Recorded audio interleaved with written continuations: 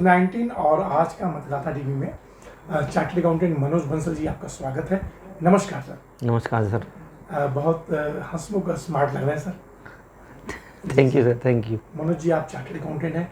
पहला सवाल मेरा यही है कि 1 महीना तकरीबन हो गया, ज़्यादा हो गया, देश की वित्त मंत्री ने एक बजट जो है देश के लिए प्रस्तुत किया है लोकसभा में। वो बजट पास भी हो गया है। तो उस बजट को जनता के आईने से कैसा देखते हैं आप? बजट कैसा लगा आपको? मेरे विचार से तो बजट जनता की तरफ से अगर हम देखें, आम जनता के लिए खास तौर से जो लोअर बंदे, हाँ, जो बेसिकली 12 लाख का मेन बेनिफिट दिया गया है, उसके कारण आम जनता के लिए बहुत ज़्यादा बेनिफिशियल है। हाँ जी सर, इस बजट की जो 8-10 बहुत हाईलाइट बिंदु है, चाहे वो निवेश को लेके हो, चाहे वो एग्रीकल्चर सेक्टर लेके हो, चाहे एमएसएमई सेक्टर को लेके हो, सारी बिंदुओं पर इस बार बजट अच्छा है। बिल्कुल बिल्कुल बिल्कुल, आप ठीक कह रहे हैं। इन सारे बिंदुओं को अगर ध्यान से देखा है तो वास्तव में बजट बहुत बढ़िया बजट है। और सर, बहुत सारे चार्टर्ड अकाउंटेंट ने ये भी कहा कि जो आपके वित्त मंत्री हैं सीतारमन जी, जी जी जी, उनका अभी तक के कार्यकाल का सबसे बेहतर बजट है। मुझे भी ऐसे ही लगता है, मुझे भी कुछ ऐसे ही लगता है। अच्छा बंसल जी, अब सवाल ये है कि जो 12 लाख वाला जो छूट है, इस 12 लाख के छूट से उन्होंने ये भी कहा 1 लाख करोड़ के आसपास का घाटा होगा। तो कहाँ, क्या लगता है कि वो जनता को तो फायदा होगा, तो राजस्व के नुकसान को कहाँ भरपाई करेंगे? कुछ जीएसटी के द्वारा या इनडायरेक्ट टैक्सेस के रूप में जो लोग टैक्स का पैसा बचाएंगे, उससे कुछ खरीदारी करेंगे? वैसे मुझे ऐसा लगता है नुकसान इतना ज़्यादा नहीं होना चाहिए, क्योंकि जब लोगों को इनकम ज़्यादा होगी तो इसका मतलब उनका हाथ में आमदनी ज़्यादा होगी तो खर्चा भी ज़्यादा करेंगे। खर्चा ज़्यादा करेंगे तो उससे डायरेक्टली इनडायरेक्टली कहीं ना कहीं टैक्स गवर्नमेंट को और किसी स्रोतों से प्राप्त होगा, जैसे जीएसटी से या कुछ भी है गवर्नमेंट। मतलब आपने आज के समय में अगर कोई मध्यम वर्ग पैसा रखता नहीं है, वो अगर बचा तो खर्चा करेगा। हाँ जी, बिल्कुल नेचुरली बात है। आज की डेट में तो बस यूज एंड थ्रो वाली पॉलिसी चल रही है। अगर देखा है तो पब्लिक भी क्या, गवर्नमेंट भी यही चाहती है, बस आदमी कमाए और खर्च कर दे। अच्छा बंसल जी, आप इनकम टैक्स जीएसटी दोनों देखते हैं? मैं इनकम टैक्स जीएसटी दोनों देखता हूँ। जीएसटी में अभी तक मैंने ये देखा है कि बहुत दिन पर दिन कोई न कोई बदलाव आता चला है। हाँ जी हाँ जी हाँ जी। क्या अभी तक ट्रिब्यूनल बन पाया है? ट्रिब्यूनल बनाया है, मगर वास्तव में जो चेंजेस डेली की डेली आते हैं वो वास्तव में कहीं ना कहीं प्रैक्टिकली दुखदायी तो बहुत होते हैं, बहुत परेशान। अभी तक नहीं बनाया सर ना अभी? हाँ, अभी जो चल रही है प्रोसीजर, मतलब चल रहा है। हाँ जी हाँ जी, लेकिन अभी कंफर्म नहीं हुआ है क्योंकि बहुत सारी विवाद जो है सर, जो पैसे के लेन देन है, जी जी जी जी, वो हाई कोर्ट में पेंडिंग है। बिल्कुल बिल्कुल, आप ठीक कह रहे हैं। Right sir. अच्छा, 2 सवाल सर बंसल साहब जी सर, आपसे पूछना था। आप पिलखुआ के हैं और हमने देखा कि पिलखुआ के पानी में वो दम है कि वो गाजियाबाद में शीर्ष स्थान पे होते हैं सर। तो जैसे एमएसएमई सेक्टर है सर, है ना? हाँ जी हाँ जी। एमएसएमई सेक्टर में इस बार छूट में और उसकी एमएसएमई सेक्टर के बहुत सारे लाभ और उनकी जो उसे टर्नओवर और उनका जो लोन देने की प्रक्रिया में बहुत बेसिक बदलाव किए गए हैं, वो सब कैसा है? अच्छा है? मेरे विचार से तो अच्छा ही है, बहुत अच्छा है। उससे इस बार गवर्नमेंट ने बल्कि इस एमएसएमई का दायरा बढ़ाया भी है, मतलब टर्नओवर बढ़ाई है, जिसमें कि एमएसएमई में छूट बढ़ाया, जिससे कि एमएसएमई की में ज़्यादा से ज़्यादा कवरेज हो सके फैक्ट्रियों की। सर एमएसएमई सेक्टर आपने देखा होगा सर, मेरे ख्याल से देश की रीढ़ की हड्डी है। बिल्कुल बिल्कुल बिल्कुल बिल्कुल। एमएसएमई सेक्टर से हर छोटे छोटे सामान जो है वो बनते हैं, जनता तक पहुंचते हैं। बिल्कुल बिल्कुल बिल्कुल। और कोई भी कंपनी अगर एमएसएमई सेक्टर में जुड़ गई तो उसके पैसे का नुकसान नहीं होता, क्योंकि 45 दिन के अंदर पैसा उसका। गवर्नमेंट ने ये पिछले 2 साल पहले जो ये प्रोविज़न लाए हैं, ये वास्तव में प्रोविज़न है तो बहुत लाभकारी, मगर कुछ बिजनेसमैन को लगता है वास्तव में पीड़ादायक है, मगर वास्तव में है, अगर देखा जाए प्रैक्टिकली बहुत लाभदायक है। कुछ लोग 90 दिन चाह रहे हैं। बिल्कुल, यही बात है ना? हाँ, देखो एक्चुअल में क्या है कि बैंक से भी लोन लेते हैं, वो भी जो डेटर्स है या किसी भी चीज़ को कैलकुलेशन अपने डीपी कैलकुलेट करते टाइम मानता है, तो उसमें भी वो 90 दिन के क्राइटेरिया को लेके चलता है। तो अगर वैसे 90 दिन हो जाए तो ज़्यादा अच्छा रहेगा। लेकिन एमएसएमई सेक्टर अभी ग्रोइंग कंपनी होती है, तो उनको 45 दिन के अंदर पेमेंट मिल जाता है, तो वो उनका उत्साह बना रहता है। मगर इसमें कहीं ना कहीं एमएसएमई को नुकसान भी हो रहा है। अगर देखा जाए तो नुकसान इन द सेंस ये हो रहा है कि बहुत सी कंपनियां उनसे माल परचेज करना बंद कर देती हैं। हाँ। जो एमएसएमई में रजिस्टर्ड है। क्यों? इनको 45 दिन इनको देना 45 पड़ेगा दिन के अंदर पेमेंट और करना आगे 90 दिन देना आगे। पड़ेगा। बस ये है, ये कि बहुत बड़ी प्रॉब्लम भी हो रही है कहीं ना कहीं एमएसएमई के लिए। मनोज बंसल जी, एक सवाल और। जी सर। बहुत सारे बदलाव वित्त मंत्रालय में हुआ है। क्या एक दो चीज़ आप और चाहेंगे कि भाई जो चीज़ इस बजट में नहीं आया, वित्त मंत्री जी से कुछ अपील करना चाहेंगे कि भाई इस चीज़ को बजट में और जोड़ दो या भविष्य में जोड़ना चाहिए?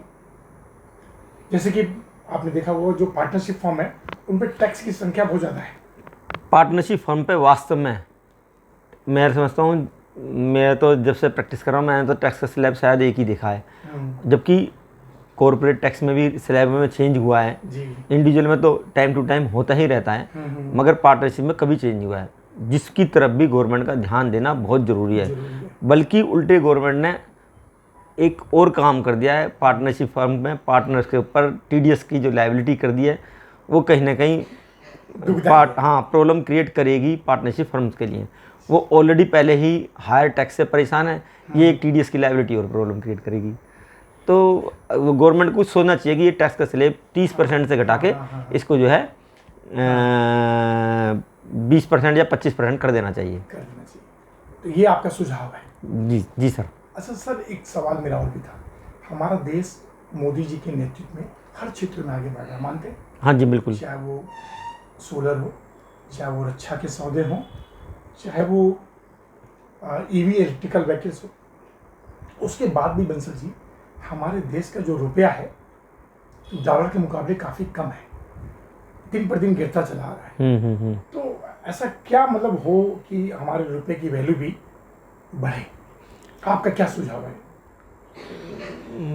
एक्सपोर्ट बढ़ना चाहिए जहाँ तक मैं समझता हूँ। हाँ जी, वो तो है ही, मगर मुझे लगता है इस दिशा में भी मोदी गवर्नमेंट काफ़ी प्रयास करने की कोशिश कर रही है, क्योंकि वो और कंट्रीज से भी उन्होंने जो है ये कर रहा है कि हम डॉलर के मुकाबले में रुपये में ही पेमेंट का चालू करें।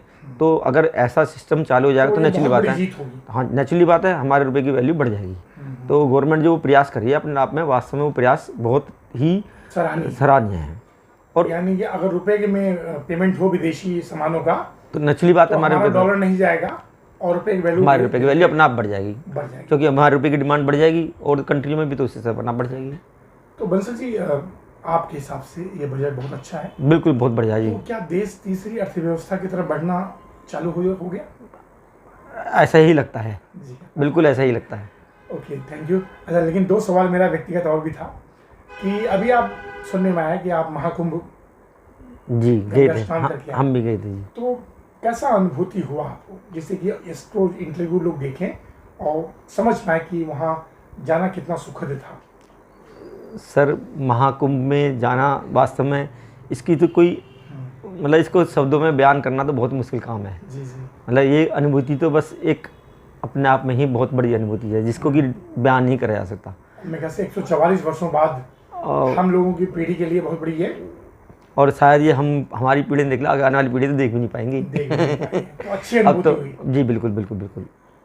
दो सवाल। और इसमें जो इसका जो मैनेजमेंट था ना, वास्तव में सराहनीय काम है योगी जी की। वास्तव में इसमें बहुत बड़ी लोगों का आना जाना बहुत बड़ी, मतलब देखा जाए कुल हिंदुस्तान की जनसंख्या, मतलब हाफ, मतलब 50% जनसंख्या अगर एक जगह इकट्ठी हो जाए तो आप खुद सोचते हैं इसको मैनेज किस तरह से कराया जा सकता है। हम तो किसी शादी ब्याह में 500-600 आदमी आते हैं, उसी को मैनेज करने में घबरा जाते हैं। और ये तो योगी जी की अपने आप में सराहनीय बात है कि उन्होंने इतने बड़े आयोजन को, पूरा जो देश है, मैंने ये भी सुना कि लोग कहते भाई सतयुग आ गया, ऐसी अनुभूति हुई। बिल्कुल बिल्कुल बिल्कुल बिल्कुल बिल्कुल जो कहा है बिल्कुल ठीक कह रहे हैं आप। अच्छा, दो सवाल हो कि जो आज की डेट में बजट है, जो टैक्सेशन प्रक्रिया 12 लाख वाली आई है छूट वाली, उससे क्या इनकम टैक्स पेयर की संख्या बढ़ेगी? इनकम टैक्स पेयर की संख्या 100% बढ़ेगी ना? बहुत बिल्कुल बढ़ेगी, क्योंकि लोग अब उस दायरे में ज़्यादा लोग आएंगे। बिल्कुल नहीं, उस दायरे में ज़्यादा नहीं आएंगे, हाँ, मगर नेचुरली बात है इनकम टैक्स की संख्या वो तो बढ़ेगी। लोग आगे जो है ना, जो रिटर्न नहीं फाइल कर रहे हैं वो अब रिटर्न फाइल करेंगे। अच्छा, जो जिसके लिए मैं आपके पास आया हूँ, जनता तक वो बात थोड़ा संक्षिप्त पहुँचा दें कि अगर वो 12 लाख तक उनका इनकम है तो उनको 1 रुपया भी टैक्स नहीं देना है। अगर 12 लाख तक की इनकम है, रिबेट मिल जाएगी। हाँ जी, 12 लाख तक की इनकम पर 100% रिबेट है, जो टैक्स बन रहा है उसके ऊपर। राइट सर, एक सवाल और जीएसटी को लेके था कि जिस जीएसटी में जो स्लैब रेट है सर, चाहे वो 12% हो, 5% हो, 28% हो, क्या 28% वाले स्लैब रेट को कुछ कम करना चाहिए? मुझे लगता है कम करना चाहिए। जी जी जी जी, वास्तव में 28% टैक्स रेट बहुत ज़्यादा है, ज़्यादा है ना? बहुत ज़्यादा है। मोदी ये जी का टैक्स स्लैब तो वैसे भी निकली 3 ही अपने आप में सफिशिएंट है, 5, 12 और 18 ये अपने आप में बहुत सफिशिएंट है। 28 तो वास्तव में बहुत ज़्यादा है, ज़्यादा है, तो सरकार इस पर थोड़ा सा विचार करना चाहिए। वैसे अभी आया भी था जीएसटी काउंसिल का कि इस पर कुछ ना कुछ टैक्स स्लैब को शायद कम करने की वो कर रहे हैं। मैंने अखबार में पढ़ा था, दैनिक जागरण में। मतलब अब देखो क्या होता है। राइट सर, एक सवाल मैं हर किसी से पूछता हूँ, चार्टर्ड अकाउंटेंट का जो प्रोफेशन है आज भी बड़ा सम्माननीय है और पूरे विश्व में इसकी बहुत ज़्यादा चर्चा होती है। आप इस क्षेत्र में क्यों आए?